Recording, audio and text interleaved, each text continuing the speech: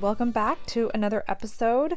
I am excited to talk to you about this topic that if you heard the first episode, you heard me say that I'm recording at the time of having a cast on because I broke my ankle, and this is still true for right now. I still have a cast on. I'm actually in my room sitting on my bed recording this because I can't get down to my office, which is in the basement. And I'm in week 5 of 6 weeks. So in about a week or so, I'll get this cast taken off, and I don't know what to expect after that. I think I probably will get a brace put on, start some physical therapy. I don't know how much mobility I have, but these past 5 weeks has taught me so much. And what I tell people is this break that I had was a gift that I didn't realize I needed. And so I learned several lessons because of this, and I wanted to share them with you. But let's back up a little bit and let me talk to you about what happened and where I was with everything and all that stuff. So my parents were visiting for Christmas and things were just really crazy. I was really busy with my work. My kids, they come home from school, they have their homework, then they would have their sports that they go to. It was a very busy, busy time. And to the point where when I go back to work, I don't even know what that's going to look like because it needs to change, basically, is what I'm saying. And I don't know how that's going to look. So I will update you on that when that happens. And so it was, I think, middle of December, and it had snowed. It happened on a Friday, but it had snowed on Thursday, and it was a very light snow. Didn't seem to be sticking. My daughter had to go to school in the morning. And so I just put on gym shoes on because it wasn't a lot of snow down. I didn't have my boots on that would grip onto the ice or anything. And when I walked out, I realized very, very quickly that the front steps were just a sheet of ice, and I slipped down the steps and broke my ankle. So that's what happened there. And fortunately, my parents were there. My dad was able to take me to the urgent care because my husband had a very important meeting that he had to go to. So anyways, that is what happened. And I thought I was going to have a boot on. You can get these they call them soft casts, and that wasn't the case when I went to the orthopedic podiatrist. He put me in a hard cast, and I laughed because he said that come back in 3 weeks and we'll do another x-ray and we'll probably just move you into a soft cast. And so 3 weeks later, got the cast taken off, did the x-ray, and he put me back in another hard cast. So it's, like I said, 5 weeks of this, which has been very challenging in different ways, but so eye-opening. And so here's what I've learned these past 5 weeks recovering from a broken ankle. The first thing is, and was a download that I had that came in very strong. I think a couple days into it, I was working my way back down the stairs, sitting on my butt, sliding down the steps because I just don't feel comfortable going down the steps with my crutches. And as I was making my way to the couch, I'm like, oh my gosh, I have to write this down. And what came through to me was, your body will show you what your soul wants you to hear. And basically, your body is always communicating with you. Like, your soul is always communicating with you.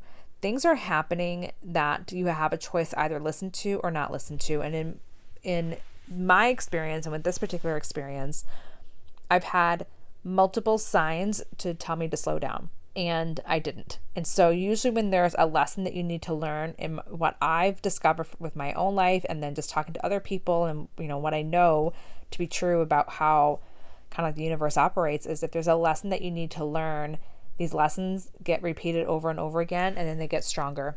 And this is even true for lessons that you need to learn in a lifetime that you don't learn. It gets passed on to the next lifetime. And sometimes these lessons get bigger and stronger because you have to learn them to be able to learn your lesson and expand the soul and be able to then step into your lessons that were designed for your lifetime and not carrying on other people's lessons as well.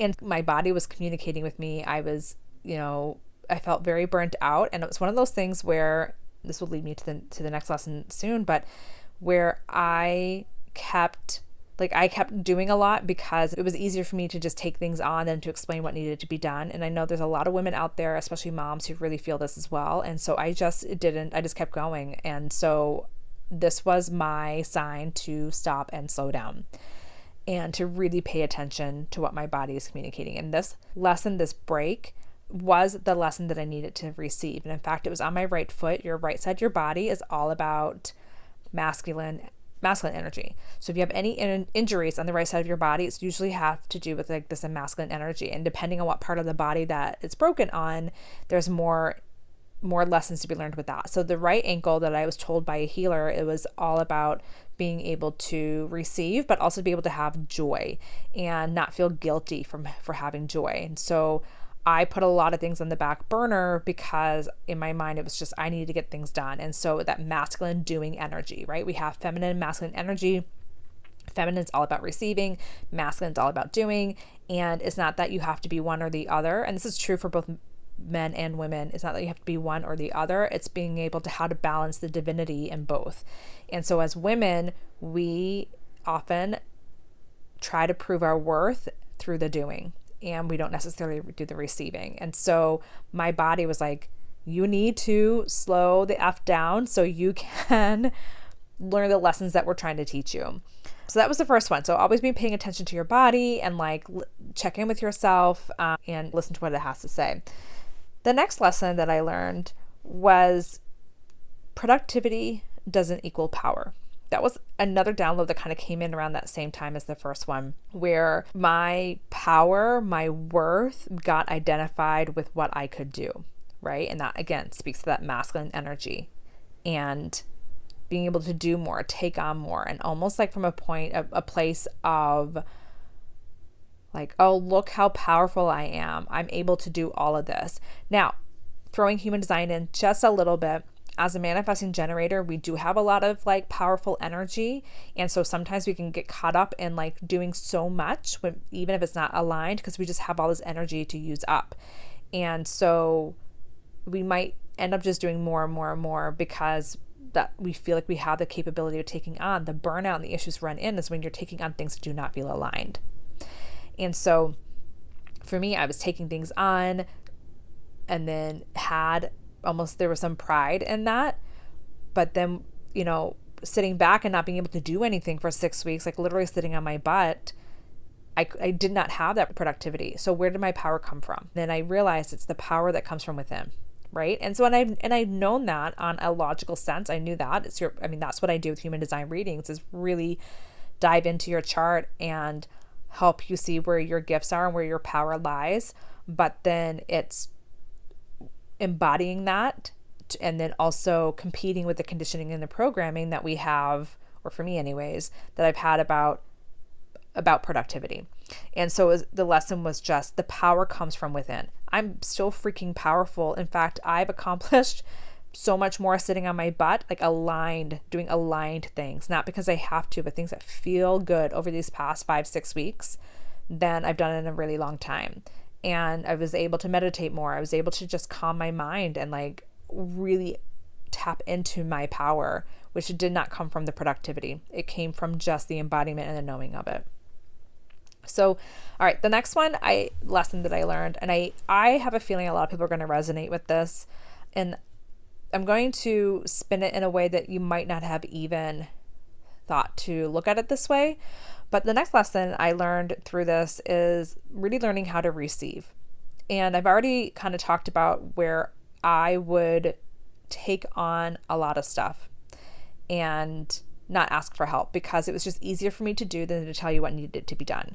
Plus, I might not have liked it the way that you did it. So, there's that control piece. So I'm just going to do it. And when people would ask for help, I'm like, oh, no, I don't need it. I don't need help. It's fine.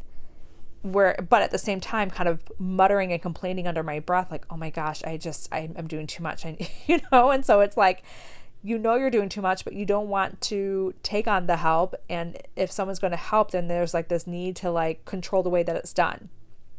And so this had put me in a place where I could not control how people helped me. I could not say no. I literally had people bringing me things, helping me with stuff, helping me get up, helping me like take my crutches. At the beginning where I was in a lot of pain, it was my husband even helping me with the shower and everything. It was so being able to receive and do it in a way where I'm not going to judge it, right? I'm in this place of receiving, and it's okay to receive. I think, again, for a lot of women and moms, where we just wear so many hats, it's just we get caught up in I'll do it, that we don't slow down to receive. And this is where the spin comes in, where if I can't receive help from someone, if I get, if my husband wants to drive us somewhere and he takes a different route that in my mind is slower, I can't complain about it because I can't take over and I can't drive, right? So it was a very humbling experience to just let go and let people take care of you. But if you can't receive help and you feel guilty for receiving help, or if you can't receive a compliment and you feel like you need to deflect it, like if someone says, oh, I love what you're wearing today, you look great, and you're like, oh, this thing, this is old, I had this a while ago, or oh, thank you, but blah, blah, blah. You deflect it because it feels uncomfortable to receive. If you can't receive at any, point of someone giving you anything, compliment, help, or whatever, how can you receive money coming into your life? So deflecting a compliment is basically the same thing as saying, no, you don't want this check coming your way. In order to be able to receive abundance coming into your life, you need to know how to be able to receive help and compliments and all that stuff. And this really taught me of like how much I really wanted to be in control, and how my life did not fall apart when I wasn't in control. In fact, my life was enriched more because it also gave people the opportunity to do things that they wanted to do. Some people really wanted to help. Like, I know for my husband, and I've heard this from like a lot of wives talking about their husband, or just hearing about men in general, where they want to help their wives, right? And their wives are like, no, I got this. But helping their wife is also a way of them showing, like, being in their divine masculinity and helping them. And so if I kept saying, no, I don't want it, I'm not giving him the opportunity to showcase his divinity, and I'm not able to showcase my feminine divinity of receiving. And so while, yes, I received a lot of help, it went a lot further than that in teaching this lesson of how to let go, how to receive, how to really enjoy receiving. And so then I'm okay with being able to receive abundance in however way it comes my way. All right. So the next lesson that, I've always known this to be true, but boy, this drove it home with this break. You are always creating your life, right? We hear a lot about manifesting, and I'm a true believer, like, you create your life. What your outer world is a reflection of your inner world. And if you don't like how your outer world looks, then we need to go inward and really think about what are the thoughts that they're thinking, and the words that we're telling us, and what are the beliefs and that we're believing that may not even be true. And so we'll go into that in a different episode on beliefs and challenging beliefs, but you're always creating your life. And so leading up to before this break happened, when things felt very chaotic in my life, where I felt being pulled in so many directions and working until a certain hour and trying to get dinner on the table, and the kids needed to go to places, and my husband, we would like literally be two ships passing and just taking the kids and taking them where they need to go, I would often say, I need a sabbatical. I want to go on a sabbatical. I want to take a break from the speech therapy that I do. I talked about in the first episode that I am a speech therapist, very part-time, but I wanted to go on sabbatical. And I would often say, like, oh gosh, I just need a break. I just need a break. And I got delivered a figurative and literal break, a sabbatical. I got delivered everything I was asking for. And so we need to understand that, and I'm not saying that every single person that's saying that they want to go, they need a break or need a sabbatical is going to break their ankle, but I am saying that we need to be mindful of the words that we're saying. And if I felt like things were so overwhelming, I need to take a step back and take a look at that. Like, what changes can I make in my life that where I wouldn't feel so burnt out and so overwhelmed? So how can I shift that? And that's actually going to lead me to the next lesson that I learned, where, if you have a bunch of time, if you kind of were given like a reset button, you're like, okay, here's a bunch of time. What would you want to do? Would you want to still do what you're doing, or would you want to do something else? And I had a lot of time on my hands. And I'm like, you know what really lights me up is really talking about how your personal power and how to really recognize who you are. And I would love to do a podcast, and I would love to do this and this and this, and gave me an opportunity. Like if I'm 90 years old and the end of my life is nearby, am I going to be happy that I took the safe route? Or am I going to be happy that I took a challenge and decided to do something that lit me up, where I did not know where this was going to lead me? And so it was such an eye-opening, like, what do I want to do? And now that I have this podcast started, that when I'm back to fully functioning and kind of going back to some of the things that I did before the break, I'm definitely going to have more intention, more flow in my life, more slowing down and being able to do the things that I want. Actually, having more flow and more joy in my life is a big intention for me for this year. And I think this, like I said, the break was like a big reset button for me. And this leads to the last lesson that I learned is what truly lights me up. What is it that's something that I just want to do and love to do, and how can I do more of it? And so if I was burnt out, I couldn't do the things that would light me up, right? Because I didn't make time for it. In fact, within the first week of breaking my ankle and sitting on the couch and not being able to run off and rush anywhere, my daughter, my 12-year-old, said to me, "Mommy, you're nicer now that you don't have anywhere to go than when you were rushing off somewhere." And that hit home hard, right? What am I teaching my kids? To be able to just take on and take on and take on and take on, do for others and not do things for me and not do things that light me up. And so this year is going to be such a year of intention, and year of doing things that bring me joy, and year of things that make me feel so fulfilled and happy, that like filling up my cup so much that I don't feel depleted when I'm helping others. All right, that is it. Those were, I think, 7 lessons that I shared that I learned from breaking my ankle. I really appreciate, again, your time to listen to this podcast. If you want to learn more about me, just go ahead and follow me on Instagram at I am Karen Galway. I also have a freebie for those who share this episode with others and tag me on Instagram. You will get a free guide to walking yourself through your own human design chart, so you don't feel as overwhelmed. I break down different parts of the chart that you understand. All right, thank you again, and I will see you on the next episode. Bye.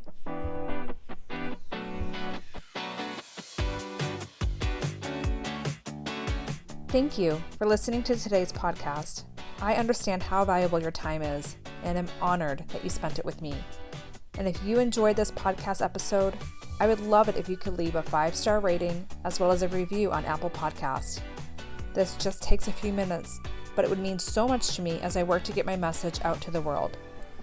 And as a thank you for your support, if you screenshot this podcast episode, post it on Instagram stories, and tag me at I am Karen Galway, I will send you a free guide to understanding your human design so that you can start living a life by your design. I'll see you on the next episode.